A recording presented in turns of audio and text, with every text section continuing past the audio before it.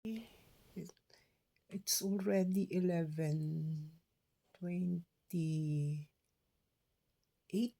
p.m.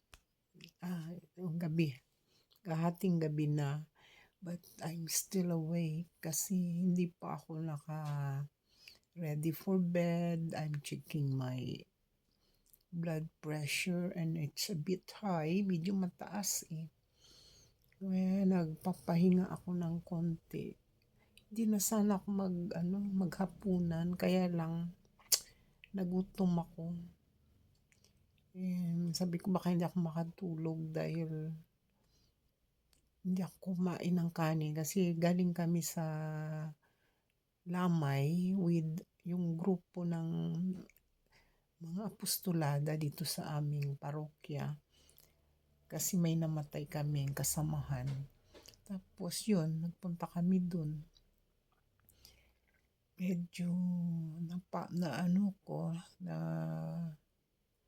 napagod ako.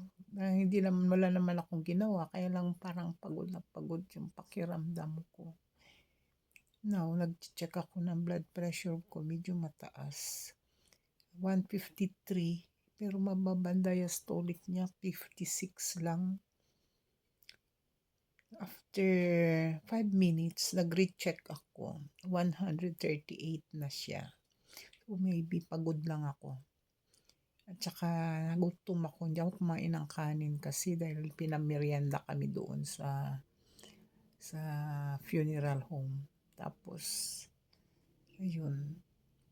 Walan ako ng ganang kumain pagdating. Pero hindi ko talaga natiis. Hindi ko ayoko matulog na mahapdi ang tiyan ko. Ay nako. Pero gusto ko na sanang matulog. Hindi pa ako. Kita nyo nakakabit yung BP apparatus sa akin. Dito ako guys sa kwarto nakaupo at nanonood ako ng TV while checking my blood pressure. Naisipan kong i-video kasi gusto ko sanang i-start na mag-vlogs. Parang gusto ko lang for a change, di ba? Parang kasi gusto ko talaga ng something na mga ganun kahit papaano. I'm trying my best. Sige, see you later.